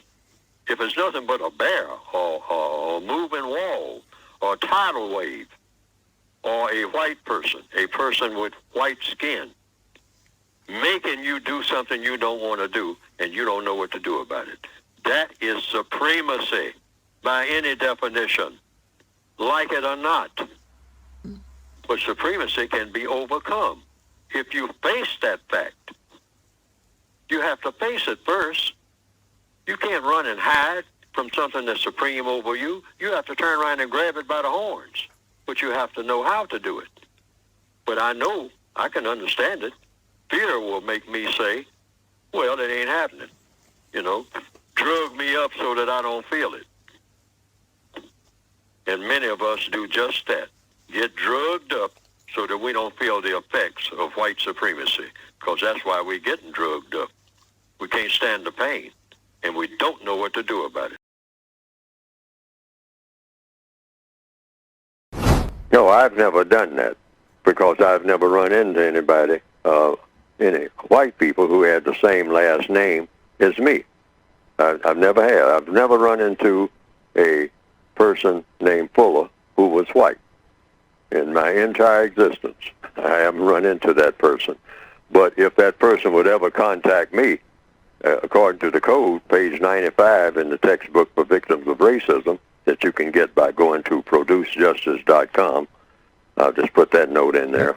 You know, if you happen to encounter, your name is Jones or Johnson, I mean, you should, and that person is white, you have the same last name as that white person, and you're a person that is black, well, according to people like whom they call the Honorable Elijah Muhammad, that's where our names came from in the Northwestern Hemisphere. Black people's names came from white people who owned them, their family chain. So it's logical under compensatory law that these are the people who should step forward. In fact, white people who are named Johnson should try to find black people who are named Johnson and say, how can I help you? Because, hey, my ancestors, you know, I was able to be successful based on your captivity. Okay. And everything that I have now as Mr. William Johnson, and I'm a white person, and I got all this money, and you know, and I'm doing well, and all of the Johnson family going way back. I mean, hey, we have done quite well. Okay. But you people, you black people named Johnson, you haven't been doing too well. So when I run into a black person named Johnson, and I'm a white man, and my name is Johnson, I say, Mr. Johnson, I mean, you know, my ancestors probably owned your ancestors just like I own you now, directly, indirectly, under the system of white supremacy. So is there any help that I can give you? Let me know. You say, is your name Mr. Jones? Mr. Jerry Jones? And if he says yes, you say, well, my name is Jones, you know, and we may have something in common, you know. And do you think that we should discuss this, if you're willing to? Oh, okay. And if he will, fine. Okay. But if he won't, I'm quite sure he'll tell you. Seek to have all white persons who have the same last name as yourself. You can start right there in your school or wherever you are, if you're in the Army or anything, okay, to give you direct help in some or all of your financial, technical, and or educational efforts. Now notice I was very specific. Yes. Page 95 under economics in the revised expanded edition of the textbook. Seek to have all white persons who have the same last name as yourself. For instance, family name, historical title, etc. And have that person give you direct help, because you're asking for help. Yes. White people are in position to give the help most black people. They really are. Some white people are not. But most white people can give some kind of help, even if it's what I have listed here. Financial. Most white people have more money than black people. Technical. Mm-hmm. Technical.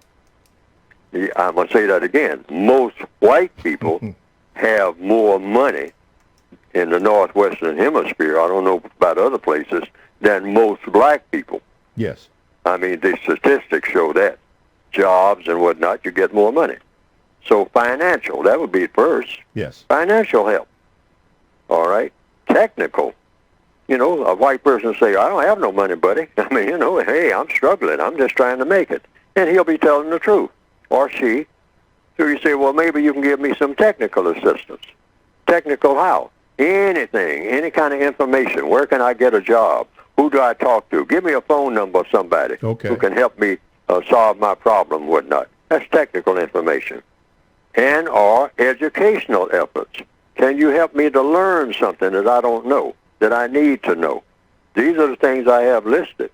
Financial, technical, and or educational. Mm-hmm. And you do that with somebody who has the same last name. People are always saying, including white people, how do you solve this race problem? What's the best way to go about doing it? Well, you can just start with your family name. I mean, you know, let's just talk to white people. You know, we got to get somewhere. We got to start somewhere. What's the best way to start? This might be one of them. Well, you just start with the family name, all right?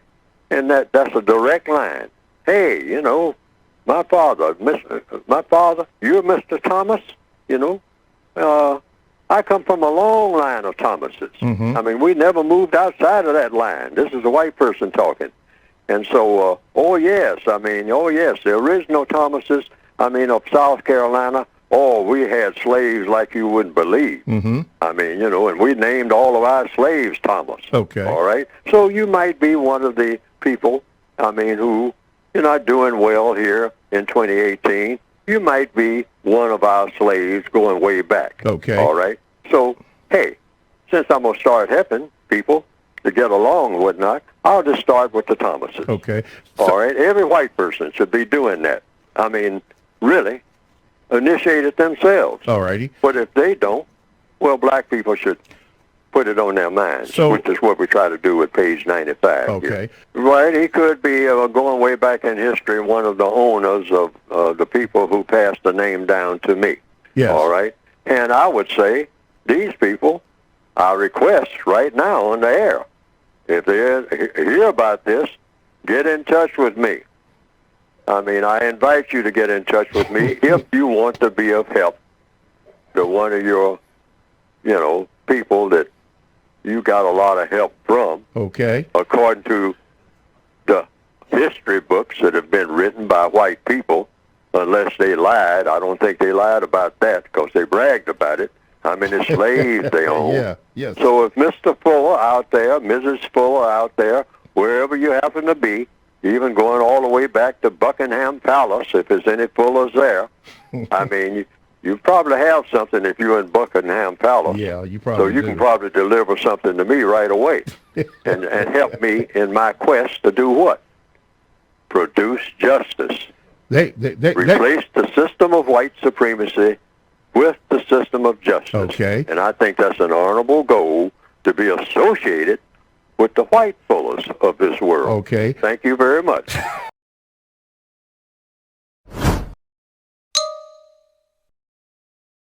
Listen. Supremacy? Yeah, do you even know what that is? Do you even know how to spell? Yeah, supremacy. S-U-P-R-E-N-C-S-Y. Supremacy. Do you know how to spell? Or are you just a bucula obtruculate?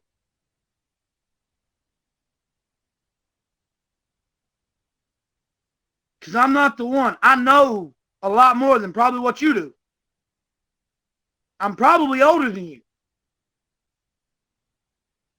I'm very sophisticated and I'm highly talented. Spell it one more time for me. Well, any effort that will help black people to think about what they are doing and why they are doing it, and that's black people, not just the youngsters and all like that, but that's black people in general throughout the entire world. We don't have an agenda. We don't have a reason for existing that makes sense. We don't have a culture that makes sense. Because if you just look at the essence of black culture, you can't even enumerate what it is, except a reaction to the culture of white supremacy. If the white supremacists are not holding us by the ear and say, okay, come here, fella, come here, okay, come with me, do this, do that, okay, when you finish doing this, I got another project for you. Now, we make sense when they are orchestrating what we are doing. You know, come over here and operate this machine. Okay, enough of that. Come down here and drive this vehicle. Okay, all right, enough of that. Come over here and build this bridge. Okay, enough of that. All right, now I'm going to allow you a little free time. See, once we get that free time, because, you know, the slave mentality is, hey, I'm not supposed to have free time. Somebody's supposed to be telling me what to do. So when I don't know, somebody's not telling me what to do every minute of my entire existence, I got no idea about what to do. I don't even know what I'm existing for. So then we fall into what we call the black culture stereotype, which is violence against other black people. And when I say violence, I mean verbal violence. Listen to black people walking down the street on their cell phone. If you don't believe it, if you think I'm making it up, listen to black people walking down the street on their cell phone. MF this and MF that. And I told that MF, and you know, and I told, and then that's both males and females.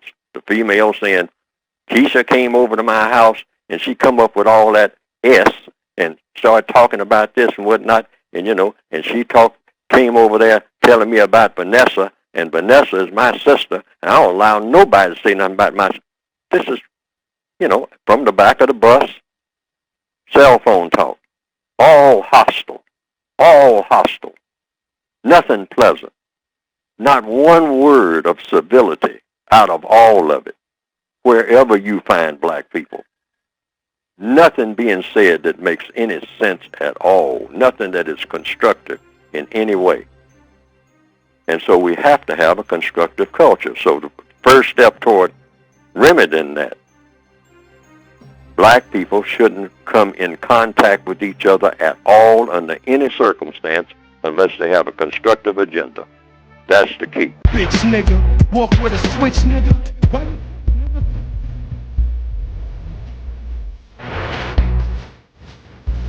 Yes, it's to be expected. This is to be expected. But we should understand, first of all, that we're programmed this way. Black people are toxic.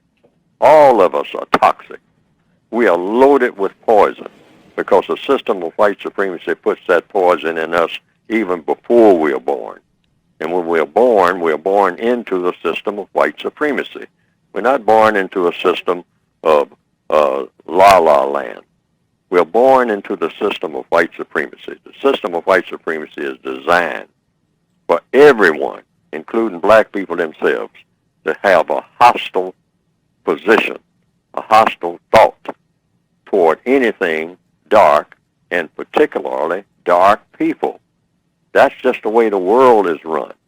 That's the way the white supremacists have set it up before any of us were born. So we have to first of all know that. So we all carry that poison. It's in us. We're not aware of it, in one sense, you might say. I mean, then in another sense, we are aware of it, but we're in denial. But we have to admit, first of all, we have this poison. And then we immediately should jump to, what do we do about it? Well, the first thing you do, you don't want poison to spread. That's just a part of physics, the laws of mathematics. If you got poison on hand, you don't want the poison to spread. How do you keep the poison from spreading? You make sure that every contact that every black person makes with every other black person has a plan beforehand to do something constructive. Do or say something constructive. Don't get on the cell phone and call anyone just to make conversation. That's an old part of the what you might call black culture or people culture for that matter. With some people it works. With most people, particularly black people in the northwestern hemisphere, it's poisonous. It is deadly. You don't pick up that cell phone and call anyone ever just to chat. Hey girl, I haven't heard from you in a little while. What's going on? No, absolutely. That is poison. Poisonous. In other words, our minds are poison. The things that we are getting ready to say to people is loaded with poison. The way that we look at people, the way that we see the world, loaded with poison. The poison was planted in us. So every time we make contact with anything, we just spread poison because we're loaded with poison. And if we are contacting other black people, they are loaded with poison and dynamite. And you're going to get an explosion unless you tailor and suppress that poison and tailor it in such a way that it's kind of shunted off to the side or it doesn't manifest itself. I mean, when we make these contacts. So I have it in the book, the textbook for victims of white supremacy. No contact, no conflict. If you minimize the contact, you minimize the conflict. Black people themselves know, if you just stop and think about it for a few minutes. You ever notice how well you get along with somebody you haven't seen in 15 years? You said black people need to stay away from each other. Since you brought up black people in your last statement, why did you say that black people need to stay away from each other unless there's going to be some productivity? Yes, black people should stay away from each other because as victims of racism, the racists have filled our minds full of poison. So whenever we come in contact with each other, the poison immediately begins to spread. Black people walk around full of poison. You can almost see it in our eyes. When we pass each other on the sidewalks, we're loaded with it. It's been put there. We weren't born with it. We didn't have that look in our eyes when we were little people, just little toddlers. We were wide open to the world, just like all people are when you're a toddler. But when you are in an evil system, a system that is designed deliberately to produce evil thoughts, to produce animosity, to produce violence, then that toddler, as he or she grows, begins to pick up the poison that's already here. And then the poison is spread as that person comes in contact, particularly with persons of like persuasion. This is why black people sitting on a bus, you can almost feel the atmosphere of hostility there. That's not a natural thing. That's artificial. And it's all put there by the white supremacists long before the bus was built, long before the people got on the bus. Every black person must realize this. So what do you do about it? Codification is all about what you do. You make sure that anything that you say to someone before you open your mouth is of constructive value. Anything that you do with someone, you sit down and plan it first and make sure that what you're planning is of constructive value. Otherwise, black people should go the other way when they see each other. They shouldn't even come in contact with each other. They should cross the street almost before they say anything to each other, because once they say anything, the poison starts, unless they already have something in mind to say that is of constructive value. Now, we just tried this. This is what you call the process of counter-racist codification. You're working against racism right there. But see, black people just cannot continue to do like they're doing, and that is wait until they make contact and then try to figure out what to say and what to do, and it comes out all messed up right from the jump. As we well know from experience, we should have learned that by now. So we should agree that we avoid each other. Avoid each other like we are carrying SARS. That's what I was going to say, put in the terms of that we're carrying viruses. Yes, Yes, there is such a virus as, social viruses that we send, messages that we send, with eye contact, with everything. This is why you'll find a black person who will gun down someone with a 9mm in a line in a grocery store about nothing but a look. Mm-hmm. We're so full of poison, we're loaded with it. So if we back off from each other, avoid each other, and say, now I'm not going to say anything to this person that I see coming a block away unless it's something constructive. Otherwise, I'm going to avoid eye contact and every other kind of contact. Well, See, now, there is a governor on black people where that poison doesn't take place. And that is when that same black people, two black people coming down the street, they will start building up poison for each other a block away. But when they come in contact with white people, the poison is nullified because they know that white people can put a hurting on them. They know what power really is. Unless, of course, they happen to corner some white person off somewhere in an alley or something. But black people don't have that automatic poison rising to the surface because the poison hasn't been put there for them to have that kind of animosity toward white people. Now, that's not to say that it should be there, but the poison shouldn't be there at all. Black people should be like Mr. Rogers when it comes to interacting with each other. Is this subconscious that we have this poison in us and that are not aware of it? And I know that the answer to the question, but I have to pose the question to you. We're not only aware of it, we have come to glorify it. Black people wake up in the morning thinking about how we can spread poison among each other. Consciously and we call or it, subconsciously? It's conscious because now it has become the black lifestyle. We call it the ghetto lifestyle. We call it the black community lifestyle. It is a major disaster of the planet. Major. This is why we slaughter each other all over the planet in huge numbers, just like it's nothing at all. It's nothing like the sound of the 9mm, one of Adolf Hitler's favorite cartridges. Hitler's been long dead, and he is reported to have not cared very much for black people. But one of the bullets that came out of World War II was a 9mm cartridge, and it is being used everywhere among black people and glorified as the principal instrument for spreading poison and making death among black people wherever they happen to be. The sound of the 9mm in the night. Pow, pow, pow, pow, pow. Glorified and enjoyed by many black people wherever they happen to be. It is a total universal disgrace. But we have that. So how do you avoid it?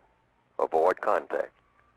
A bunch of black people getting together, 10 of them, with no constructive agenda, always means something ugly. Always. No constructive agenda. Pre-planned in detail. The Million Man March worked because it was pre-planned. So what about it was of constructive value, and So what everyone about the black understood that. What See, about it's the not black something church? that's in the people by nature. Uh-huh. It's something that's carefully planted there. So you can remove that, if no more than just temporarily, by having a plan. Say now, when everyone does this, when we all come together, the agenda is as follows. Everyone will deport themselves with decorum. There will be no throwing down of trash. And if you happen to throw some down or see some that's been thrown down, pick it up and put it in a receptacle. Now see, this is a pre-plan. Now black people work very well. This is why the churches, for the most part, work. When black people come to church, they have a code. That's what I was going to ask you about the black church. So black people, when black people at least come to church, they at least have an agreement in advance.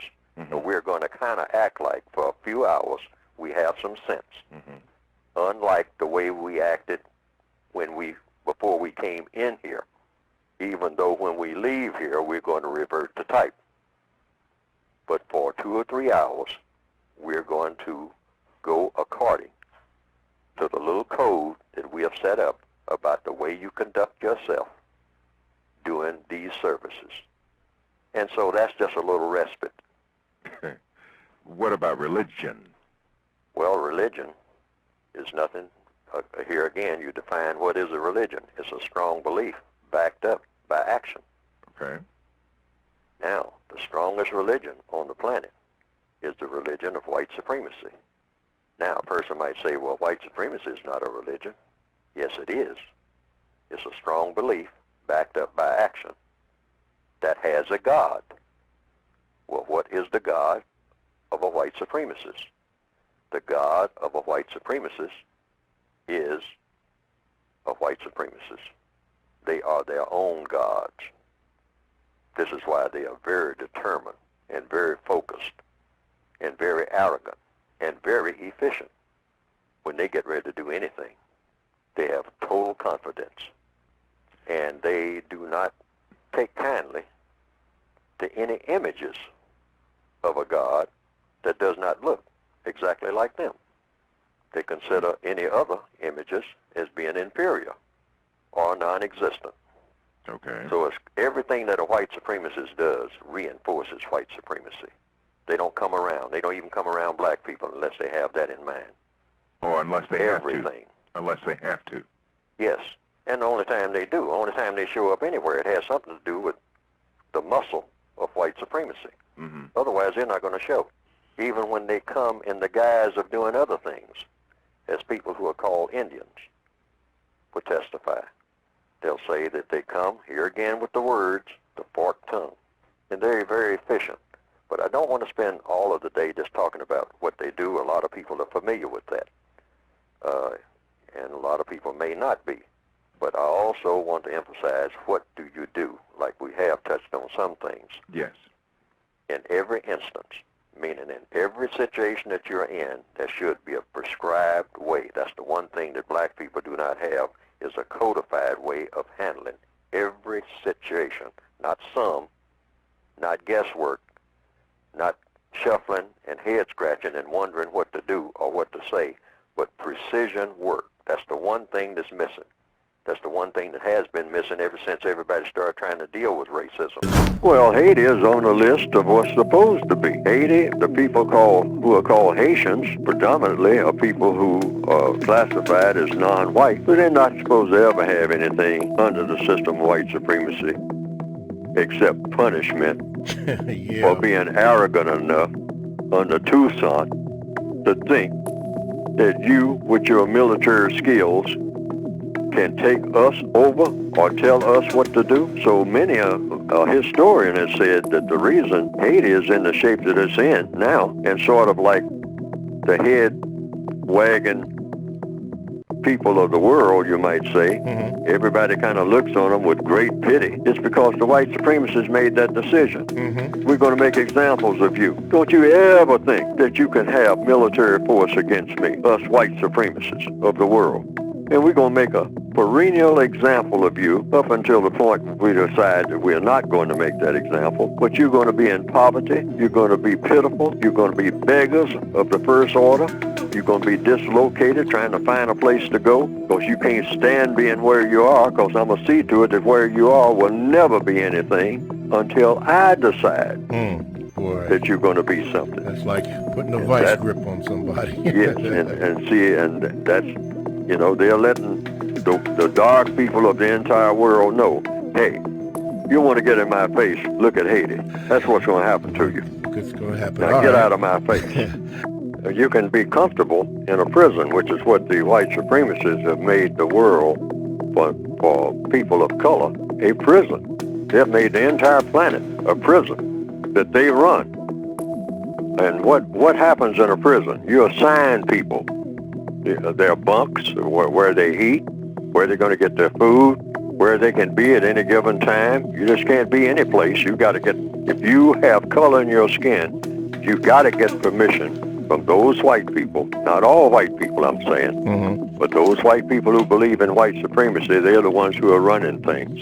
So they tell a person black, brown, red, yellow, beige, tan, anybody who has color in his or her skin, they say where you can be on this planet. They say, you can't come here. You can't go there. You better not cross that river. You didn't get my permission. Boy, girl, gal, you didn't get my permission. Get my permission before you cross that river, before you cross that ocean, before you come in my ocean, or before you violate my airspace. You better not borrow a plane or nothing like that and fly in my airspace without my permission. I tell you people of color where you can go. If you want to trade with somebody, even one of your cousins, I mean, on a distant island somewhere, you better get my permission before you take off, because I will stop you on the high seas. You're on my ocean. This is my ocean. I don't care where the ocean is. It's mine. You get my permission. So if you just, all we really have to do is just say, hey, who's behind all of this stuff that's going on? We see what's going on the surface, and we are, you know, chomping at the bit to jump on the black women who are out here, I mean, shaking and doing this and selling themselves and all like that. But wait a minute. They weren't born doing this. So who's really behind this? And I'm always saying, anything that seems like it may be non-constructive that you see black people doing, immediately go to the usual suspects. That's what we do. And that's what I do. I say, wait a minute. This looks like something that the usual suspects has come up with. Almost anything that I see black people are doing has got a question mark on it. It doesn't even have to be something destructive. Mm-hmm. But if it looks like it might be leading to something destructive, I always say, hey, let's check this out and see what the white supremacists have to do with this. Or if there are some white supremacists that have to do with it. Because the assumption should always be that anything that you see black people doing that may have a question mark behind it, always suspect that it's a plot by the white supremacists and be willing to say so to the whole world.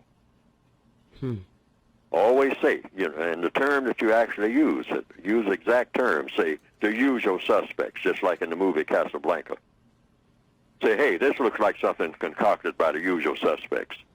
But they'll say, what are you talking about, fella? Who are the usual suspects? The white supremacists. It looks like another one of their schemes. Oh, yeah, but you don't have any proof of that and all that. I'm saying I suspect it. I don't have the proof, no.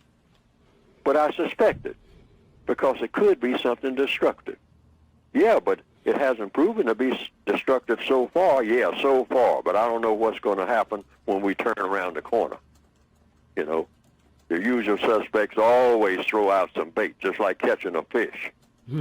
They always throw black people something that looks like it's good on the surface. Right. And then 50 years later, it turns out to be something that's totally poisonous. Mm-hmm. And now we're 50 years behind wrestling with that poison. Anytime they come down the pike, you should have one thing in mind. We're talking about what to do about things now. When I see them coming, this is a part of the code. When you see people coming, I'm not talking about all white people, but when you see white people approaching you with anything, any kind of new fad, anything, any kind of something that's going to help you, always have in your mind, here they come, what are they up to now? That should be on every black person's lips on the entire planet. Here they come again. What are they up to now? That should be your mindset. Right. Now, you'll have white people who say, oh, that's a terrible attitude to have. No, it isn't. Because if you're coming there to do something that's going to be constructive, we should be the first, after it's proven to be constructive, after we're running through every type of test, and we've seen, hey, this is really constructive. Hey, we should be the first to stand up and say, hey, we were suspicious of you, but that suspicion is gone because you have proven yourself to come with a constructive intent. If you do not understand white supremacy, what it is, and how it works. Everything else that you understand will only confuse you. Now sometimes people say, well, you mean everything that I understand will confuse me if I don't understand racism? Yes, because racism is the dominant political and religious motivating force among the people of the planet in all 9 areas of activity: economics, education, entertainment, labor, law, politics, religion, sex, and war. That covers just about everything that any person, minute by minute, might be doing or engaged in any time of day or night, anywhere on the planet. Oh, very simple. By simply realizing that you're in a system of racism and you're in captivity. Now, that doesn't say anything about you can't be dignified if you want to be, but you are a dignified prisoner of war. And what's the difference between a dignified slave and a silly one?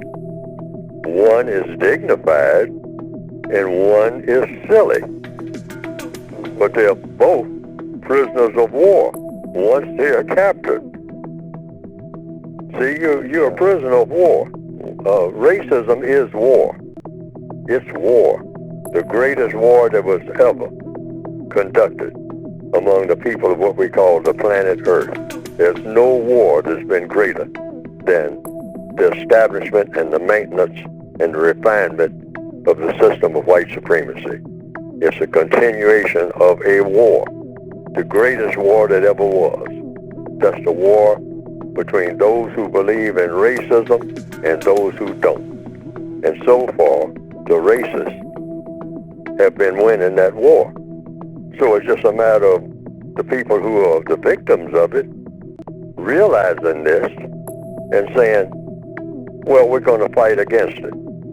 But we're in captivity already, so you got to fight. There's no such thing as fighting from the outside. There's no such thing as outside. So you fight from the inside of the prison. Like prisoners of war are always trying to escape the prison. But this is a prison that you can't escape from. You have to dismantle the prison itself and replace it with a system of justice. That's the goal. And what does justice mean? It means guaranteeing that no person is mistreated and guaranteeing that the person that needs help the most, like yourself, gets the most constructive help. That's not happening in the system of racism, and it won't happen. So you won't get discouraged simply by realizing what your circumstances are, because now you have something to aim for. Get rid of the system of racism. That should be your reason for being. If you have any other priority, then it's not logical for you to be doing anything else. Everything that you're doing is supposed to be aimed toward replacing the system of racism with the system of justice. Why? Because it is the greatest oppressive system ever invented in the minds of people here on this planet. Nothing has been greater than that. No, papi. I know black. The white supremacists, because it's not just the white people who are not white supremacists do not have any power. They have already proven that. If the white people who are not white supremacists had power, then the white people who are white supremacists wouldn't be white supremacists, because the white people who are not white supremacists would use their power to put them out of business. They haven't done that. So it makes the white people who are white supremacists the most powerful people on the planet. Okay. And that's why we still have it. We wouldn't be having this conversation if it was different. It's no walls, really. It's just people. I mean, people changing their minds. And so it's the job of black people, first of all, to recognize that the biggest problem on the planet is the system of white supremacy, and to persuade one way or another, I say through codification, the white people who practice white supremacy to stop being white supremacists. They haven't built any walls. It's them. They're the wall. It's just what they do every day. Stop mistreating people based on color. That's all it is. All white supremacy is just a white person talking to another white person and saying, look at that person over there. And the other white person takes a look and say, yes, I see that person over there. Say, does that person have color in his or her skin? Yes, that person has color in his or her skin. Well, now, we have an agreement that when we look at a person who has color in his or her skin, that person is eligible to be dominated and mistreated by the two of us. Is that agreed upon? And the other white person says, yes, agreed upon. Let's shake hands and let's proceed to go toward that person of color and proceed to dominate and mistreat that person of color. Why? Because we have decided to do so. Now, just like they decided to do so, they can undecide to do so. Decide to do something else, like replace this system that they've set up with justice. It's the job of every non-white person and every white person who doesn't believe in that system to work every day to replace that system with a better system. That better system would be called justice. Now, some people have said they've seen some cartoons of my work on the internet that have been presented, and that it pretty well embellishes what I have been trying to say in my textbooks. And to the extent that it does that, well, that has been, from what I understand, some people reported to me, a plus. Because they didn't understand what I had written very well, but when they saw those cartoons that just repeated what I was saying and attaching my name to it, and came right out of the book, the material did, they say that they better understood it. And I can understand that because people are kind of visual, particularly in the year 2021 now, more visual than ever.